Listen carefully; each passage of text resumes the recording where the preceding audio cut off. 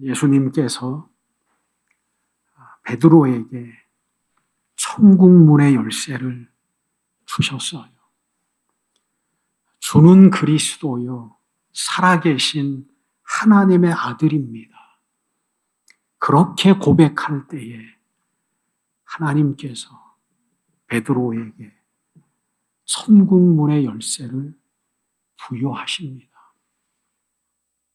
열쇠라고 하는 것이 닫혀진 문을 여는 도구잖아요. 천국 문의 열쇠는 닫혀진 천국의 문을 여는 도구일 겁니다. 베드로에게만 주어진 것이 아니라 여전히 예수 그리스도를 주로 고백하고 살아가고 있는 우리 모두에게도 주어진 것이 천국 문의 열쇠입니다. 우리가 하나님의 나라의 문을 열 수 있으면 얼마나 좋겠어요. 우리의 노력과 애씀을 가지고 하나님을 발견하고 천국의 길을 걸어 나가고 하나님께서 거하시는 그 보좌에 다다를 수 있으면 얼마나 좋겠습니까? 하지만 하나님의 나라는 우리의 성과로 주어지는 상급이 아니라 하나님의 은혜라는 사실을 우리는 너무나 잘 알고 있습니다.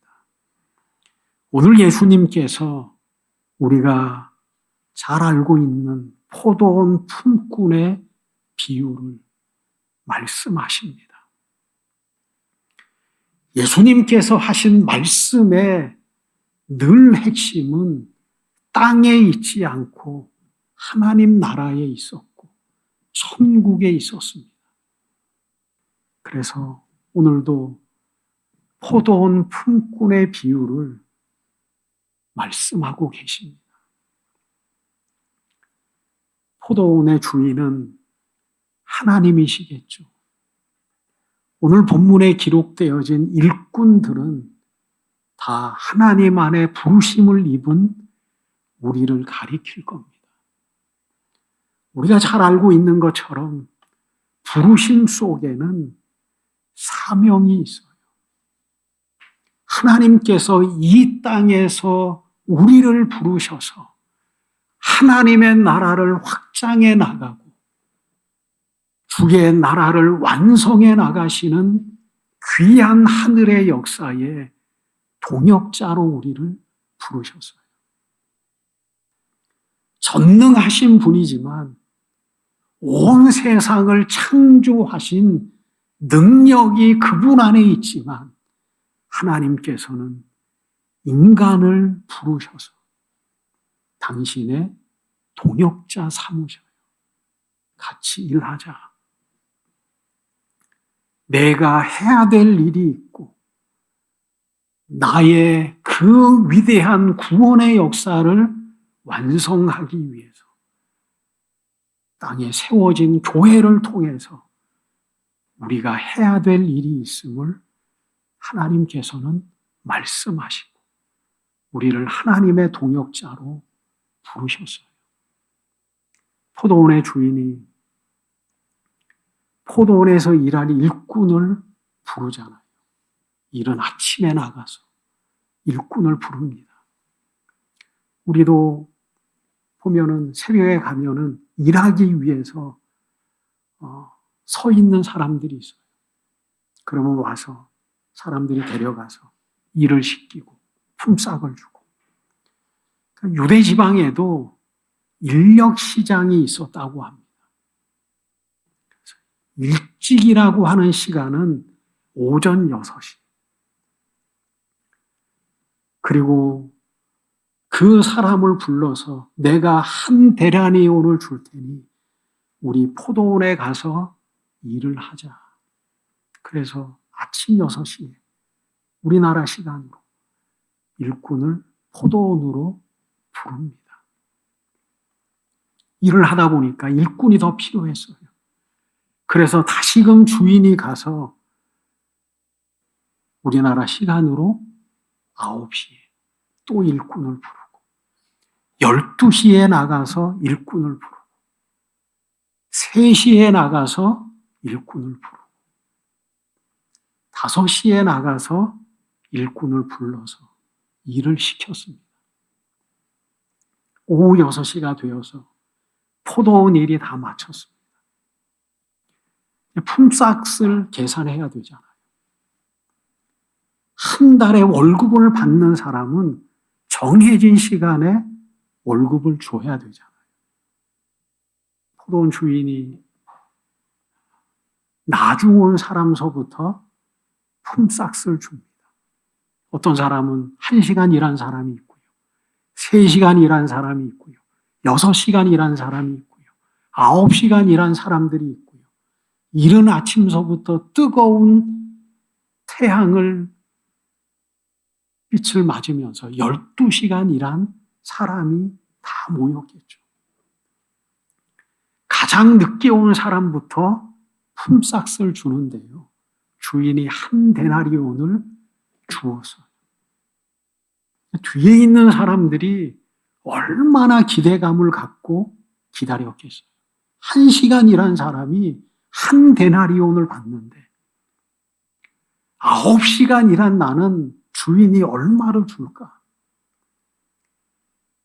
이른 아침서부터 12시간 일한 사람에게는 생각을 하니까 12데나리온은 받아야 될 것 같거든요. 주인이 똑같이 다 한 데나리온을 줍니다. 사람이 생각해도 이것은 공평하지가 않는 거예요. 일찍 온 사람이 주인에게 항변하잖아요. 우리는 더운 뜨거운 더위도 다 이겨내고 12시간을 일했는데 똑같이 대우하는 것은 불공평하지 않습니까? 우리가 생각해도 불공평해요. 만약에 지금 이 시대에 고용주가 이렇게 임금을 주었다고 하면 대법원에 신고하죠. 고용노동부에 신고하면 대법원에 제재가 들어가고요. 그렇잖아요. 그게 공평한 거잖아요. 많이 일한 사람은 많이 줘야 되고 적게 일한 사람을 적게 줘야 되는 것이 이 세상의 공평함이고 정의고 공정함인데 오늘 본문의 말씀은 뭡니까? 땅의 질서가 아니라 천국에 대해서 말씀하시잖아요. 이 세상에도요, 공평이라고 하는 것은 참 묘해요. 공평이라고 하는 것은. 요즘 젊은 사람들이 다 같이 밥을 먹으면 n분의 1 하잖아요. 많이 먹든 조금 먹든 동일하게 n분의 1을 해요. 그게 공평이에요. 나는 배가 불러서 조금밖에 먹지 않았는데 공평한 거 아니지 않습니까? n분의 1로 하는 게 공평해요. 그렇잖아요. 그런데요, 사람들이 세금을 낼 때 보면 많이 번 사람은 많이 내잖아요. 적게 버는 사람은 적게 내요. 만약에 똑같이 많이 번 사람이든 적게 번 사람이든 동일하게 세금의 세율을 정해주면 얼마나 불공평합니까? 나는 100만 원밖에 벌지 않았는데 10% 띄고 저 사람은 수백억을 벌어도 10%를 띄면 공평한 것 같지만 공평한 게 아니에요. 그래서 때로는 똑같은 것이 똑같은 배분이 공평할 수도 있고 차등을 두는 것이 공평할 수도 있어요. 이런 이야기를 봤어요. 늑대와 여우와 사자가 사냥을 협력해서 하기로 했어요. 야, 이러다가 우리가 다 굶어 죽겠다. 같이 협력해서 늑대 너 발이 빠르니까 너가 온 숲을 다니면서 동물들을 다 나오게 하라. 그럼 사자가 내가 그 동물들은 잡아 죽이고 여우 너가 그 동물들을 한 곳에 다 모아라. 그렇게 해서 사자와 늑대와 여우가 합심해서 사냥을 했어요. 그래서 사냥감을 산더미 같이 싸놨어요. 사자가 사냥을 끝내고 늑대에게 그렇게 말합니다. 자, 공평하게 한번 분배해봐. 늑대에 가서 사자 한 마리, 여우 한 마리, 나 한 마리 그렇게 분배를 했어요. 사자가 화를 내면서 불같이 화를 내면서 이게 공평한 거냐. 늑대를 물어 죽였어요. 여우가 와서 여우에게 공평하게 한번 분배해봐라. 앞에 것을 봤으니까 여우가 사자 10마리, 나 한 마리, 사자 10마리, 나 한 마리. 이게 공평한 거다. 왜냐하면 너는 한 마리만 먹어도 하루에 충분하지만 나는 더 많이 먹어야 되거든. 공평이라고 하는 게 묘해요. 공평이라고 하는 게. 그래서 항상 우리나라도 보면 보편적 복지를 해야 되느냐, 선별적 복지를 해야 되느냐. 그거 가지고 늘 다투잖아요. 하나님의 나라의 공평성은 뭐냐면 일찍 온 사람이나 나중 온 사람이나 똑같이 하나님께서는 한 데나리온을 주는 것이 하나님 나라의 공평이에요. 우리는 이 모든 것을 알고 있음에도 불구하고 늘 우리의 수고와 우리의 노력과 우리의 애씀으로 하나님의 나라에 문을 열 것처럼 그런 생각을 갖고 살아가요. 너 이렇게 해서 천국 가겠어? 내가 이렇게 약해서 하나님의 나라 갈 수 있을까? 하나님의 나라는 우리가 많이 성경을 안다고 해서 하나님께서 구원하시는 것이 아니라 성경의 말씀과 같이 우리에게 선물로 주어진 것이 구원이에요. 성경은 하나님 안에서의 우리의 모든 삶을 다 수동태로 표현해요. 하나님께서 우리를 아셨고, 우리를 부르셨고, 우리를 의롭게 하셨고, 우리를 영화롭게 하시는 분이 하나님이셔요. 내가 안 게 아니라, 내 삶으로 의로워진 것이 아니라, 내 그 노력과 애씀으로 말미암아서 보상으로 하나님의 나라의 거룩한 백성이 되는 것이 아니라, 선물로 우리에게 주어진 거예요. 인간의 노력으로 인해서 영생을 얻을 수 있다면 얼마나 좋겠어요. 몰라요. 요즘 세상이 얼마나 빨리 변하냐면요. 요즘 세상에 보면 실리콘밸리나 일론 머스크가 무슨 말을 하냐면 5년이 있으면 모든 로봇이 인간의 생산을 인간이 하고 있는 그 모든 직업을 대체한다는 거예요. 그게 AGI 시대라고 해요. 그래서 노동이 취미가 되는 때가 있다고 합니다. 일론 머스크는 5년을 봐요. 적어도 10년 안에는 세상이 그렇게 변한다는 거예요. 얘네들은 깜깜한 데서 24시간을 일할 수 있어요. 로봇은.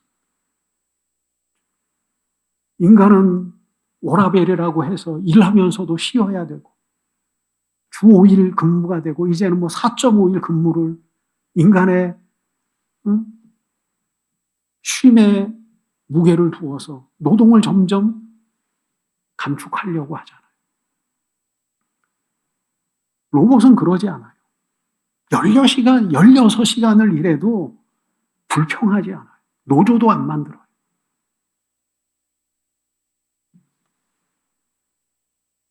ASI가 생겨나면요, 더 발전되면 온 인류의 지능보다 더 뛰어난 지능을 AI가 갖고 있다는 거예요.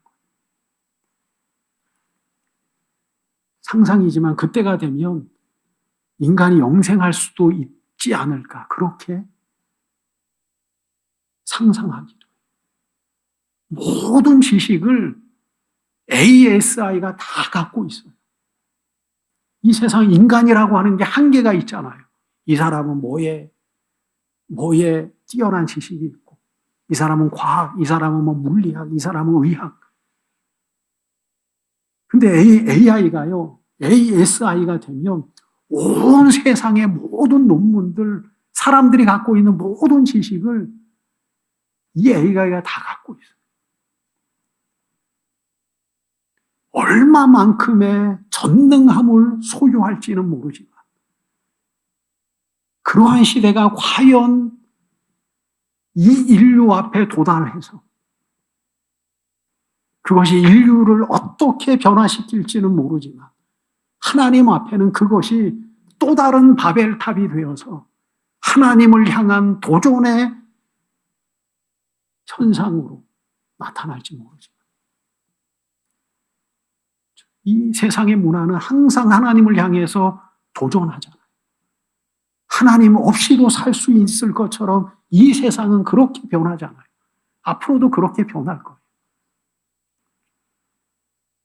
정말 인간의 상상대로 인간의 모든 지능의 총합보다 ASI가 더 뛰어난 지식을 갖고 있으면 정복하지 못할 게 없고요. 인간이 품고 있는 모든 해결해야 될 문제들을 어느 정도는 다 해결하는 시대가 있다는 거예요. 노아의 비밀도. 왜 인간이 노아하나? 그런 시대가 도래할 것이다. 로봇이 다 모든 것을 다 생산해주고 정부는 이제 인간들에게 모든 국민들에게 기본소득을 주는 시대가 올 것이다. 그렇게 얘기해요. 노동하지 않고 로봇이 다 하니까. 이게 지금 10,000원이라고 하면 로봇이 불도 안 켜고 16시간, 24시간을 일하면 이 가치가 얼마나 떨어지겠어요. 그렇게 세상은 변하고 있어요. 하나님의 나라는 인간의 애씀과 노력으로 이루어지지 않아요. 아무리 AI가 발전되고 세상이 급격하게 변해도 천국은요, 영생은요, 인간의 노력으로 얻어지는 것이 아니라 하나님께서 열쇠를 우리에게 주셔야 돼요. 선물로 주셔야 돼요.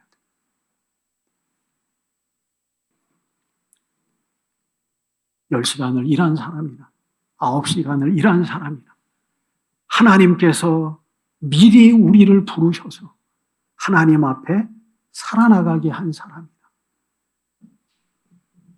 아니면 하나님의 나라가 완성되기 전에 우리가 하나님 안에 부르심을 입기 전에 회개하여 하나님 앞에 구원받은 자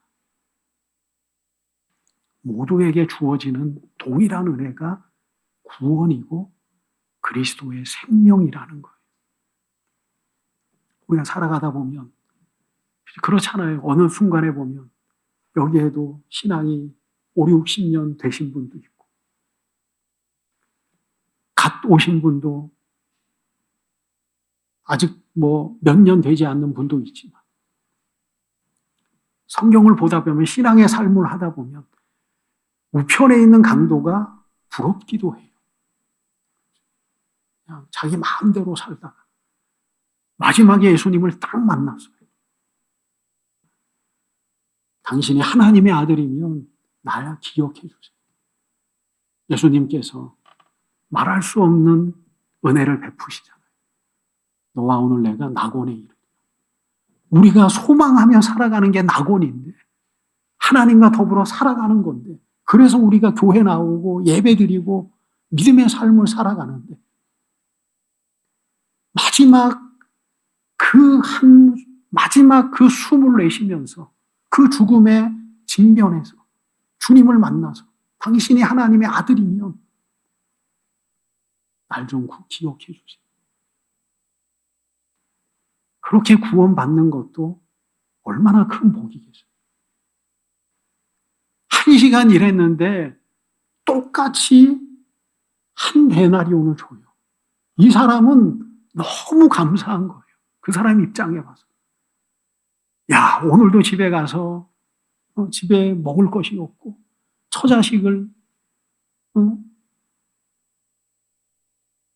저거 해야 되는데 오늘도 또 일거리가 없구나.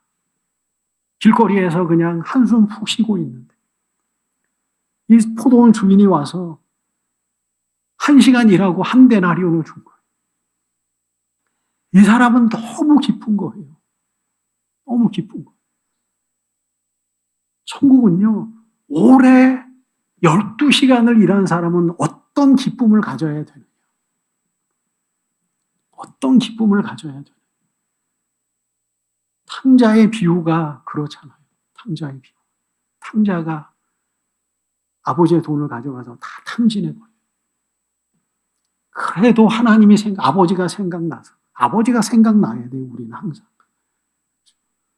늘 우리가 좌로 치우치기도 하고 우로 치우치기도 하지만 치우쳐 가다가도 아버지가 생각나야 돼. 하나님이 생각나야 돼. 그러면 다시금 우리의 삶의 둯대를 바꿀 수가 있어요. 아버지가 생각났어요. 그게 탕자의 가장 잘한 부분이에요. 좌절하지 않고. 어떻게 아버지를 봐? 양심이 있는 것 같지만 그건 하나님 안에서 좋은 양심이 아니에요.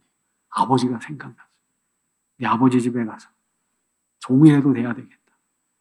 왔더니만 아버지가 얼마나 기다렸겠어요. 하나님의 마음이죠. 그래서 송아지를 잡아서 잔치를 베풀고 좋은 옷을 입히고 첫째 아들이 밭에서 일하다가 왔어요. 일하다가 왔는데 뭐 잔치 소리가 들리는 거예요. 묻잖아요. 이게 무슨 일이냐. 집 나갔던 아들이 와서 아버지가 송아지를 잡아다가 잔치를 벌이고 있어요. 이 둘째 아들이 화가 났어요. 나와 내 친구를 위해서는 작은 염소 한 마리도 안 잡아주시더니만 아버지의 돈을 다 탕진하고 온 그 탕자에게는, 동생에게는 저렇게 잔치를 베풀고 환대하다니 아버지한테 따지잖아요. 아버지가 뭐라 그래요? 너 나와 계속 같이 있었지 않냐? 내 속한 모든 것이 너 거지 않냐? 그 아들은 함께하는, 아버지와 함께하는 은혜를 잊어버렸어요. 너 나와 더불어 이때까지 함께하지 않았느냐? 그리고 내에 있는 것이 다 너 것인데 너가 왜 불평하느냐? 우리도 어떤 부분에 있어서는 이른 아침에 온 사람이에요. 이른 아침에 온 사람. 하나님께서 우리를 그렇게 부르셨 이유가 있을 것이고 우리로 하여금 하나님 안에서 사명자로 살아나가게 하시는 하나님의 의도하심이 있을 거예요. 우리는 그 은혜를 잊지 말아야 돼요. 전도하다 보면 나이 먹어서 할 일 없을 때 교회 가겠습니다. 그 사람 나이 먹어도요 절대 못 와요. 또 다른 핑계가 있어요. 하나님께서 우리를 미리 부르셨어요. 하나님 곁에 있는 게 우리의 은혜고 기쁨이에요. 나는 사도 요한이, 세례 요한의 그 마음이 우리의 마음, 하나님 안에 살아가고 있는 우리의 마음이 돼야 돼요. 우리가 우리 교회 작지만은 큰 교회, 그러니까 예전에 제가 부교육자로 있을 때는 새로운 사람들이 오잖아요. 그러면은 새로운 사람들을 향한 관심도가 높아져요. 그 사람들을 케어하고 그 사람들을 세워나가고. 그러다 보면 소외당하는 사람이 있어요. 내가 먼저 냈는데.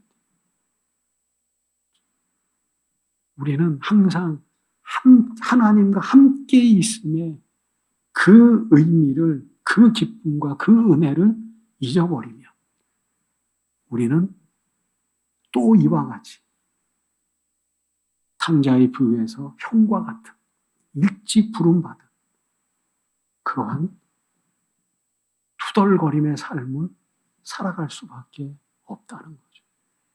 함께함의 은혜를 알아라. 하나님이 나를 부르셔서 내 애씀을 요구하고 계시고, 세례 요한의 기쁨이 그거예요. 세례 요한의 기쁨. 사람들은 다 메시아로 여겼어요.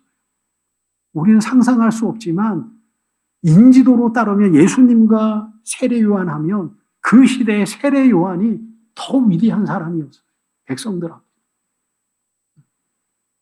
백성들 앞에. 그만큼 세례 요한의 그 요단강의 세례가 정말 로마의 압제에서 살아가고 있었던 그 사람들에게는 신앙적인 큰 위로가 됐고, 그들이 하나님 안에서 정말 새로운 믿음의 회복을 외치는 그 세례 요한의 그 외침 안에 많은 사람들이 세례를 받고 회개하고 믿음의 회복을 이루고, 예수님은 그거에 비해서 별 세력도 없고 인지도도 없었어요. 그런데 세례 요한은 뭐예요? 세례 요한의 마음은 뭐냐면, 하나님께서 나를 보내심은 내가 내 뒤에 오시는 분의 길을 열기 위해서, 그 기쁨에 참여하기 위해서. 인간적 생각으로는 내가 세력이 더 큰데, 나를 따르는 사람이 많은데, 사람들이 나를 메시아로 여기고 있는데, 그런데 세례 요한은 예수님의 오심의 길을 예비하는 기쁨으로 충만했어요. 그 기쁨으로 충만했어요. 인간의 생각으로는 그러잖아요. 내 것을, 내가 누리고 있는 것을 지키고 싶고, 나를 향해서 환호하는 사람들을 가지고 내가 더 큰 것을, 권력을, 이 인기를, 이 충만함을 내가 지키고 싶고, 그게 인간의 마음이라고 합니다. 세례 요한은 그렇죠. 첫째 아들의 마음이라면 왜 내가 저 시골에 와서 올라온 저 사람의 길을 왜 내가 준비해야 되고, 왜 내가 사라져야 됩니까? 세례 요한은 그리스도의 기쁨에 참여했어요.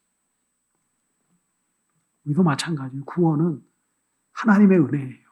하나님이 우리에게 주어주셨어요. 거저 주어주셨어요. 그 안에 생명이 있고 구원이 있고, 그래서 우리가 그 은혜 안에 살아가고 있는 존재예요. 우리가 잊어버리지 말아야 될 것은, 부르셔서 내가 하나님 안에 있다는 사실, 그 은혜를 잊어버리면, 하나님과 우리는 40년을 함께 했잖아요. 50년을 함께 했잖아요. 그 하나님께서 여전히 우리를 신뢰하고 우리를 붙들고 계시고 우리의 삶을 이끌어 계시고 우리와 더불어 일하는 것을 편애하시고 우리를 통해서 하나님 교회를 세워나가는 내 작은 힘이지만 하나님께서는 오랫동안 나와 더불어 일하기를 원하시고 우리의 예배를 받으시기를 원하시고 우리의 찬양 받으시는 것을 기뻐하시고, 그렇게 생각하면 이른 아침에 6시에 온 사람은 얼마나 주인의 신뢰가 큰 사람이에요. 아버지의 돈을 탕진해서 외부에서 떵떵거리고 활락을 누리며 살아가는 사람보다 첫째 아들은 얼마나 아버지의 신임이 큰 사람이고 아버지가 그 마음을 왜 모르겠어요? 내 것이 다 너 것인데 내 안에 있는 것이 다 너 것인데 우리는 그 의미를 가지고 여전히 우리의 마음속에는 신앙 안에도 경쟁하려고 하잖아요. 근데 참 하나님 안에서 다 우리를 지체로 여기셔요. 그게 감사한 것 같아요. 늘 말씀드리죠. 다 지체예요. 필요하지 않는 게 없잖아요. 하나님 안에 다 필요해요. 하나님의 나라는 이 세상은 비교해서 불행하잖아요. 때로는 보면. 비교해서 불행하고 비교해서 질투하고 비교해서 마음이 편하지 않고 하나님의 나라에도요 상급은 다른데요 다 만족해요. 다 만족해요. 그 안에 기쁨이 충만해요. 거기에는 질투도 없고 아쉬움도 없고 그게 하나님의 나라입니다. 우리가 하나님 안에 부르심을 입어서 이렇게 살아가고 있어요. 감사한 게 뭐냐면 여전히 하나님께서 나를 신뢰하고 계시고 나를 통해서 일하고 계시고 나를 통해서 하나님의 나라의 확장을 이루어 나가고 계시고 나를 여전히 하나님의 자녀로 여기고 계시고 내 찬양에 내 예배에 하나님께서는 기뻐하시고 하나님은 기뻐하셔요. 우리도 그 기쁨에 참여하는 내가 하나님 안에 살고 있음이 감사하고 힘은 연약하고 부족하지만 나를 통해서 교회의 귀한 일들을 이루어 나감이 감사한 것. 그러한 하나님의 인정하심의 그 기쁨을 우리가 언제나 누리며 살아나가셔서 가다 보면 주어진 선물이 우리의 삶 속에 개봉될 때 거기에는 그리스도의 생명의 충만함이 우리에게 주어질 겁니다. 그 은혜를 다 누리시는 저와 여러분들이 되시기를 축원드립니다.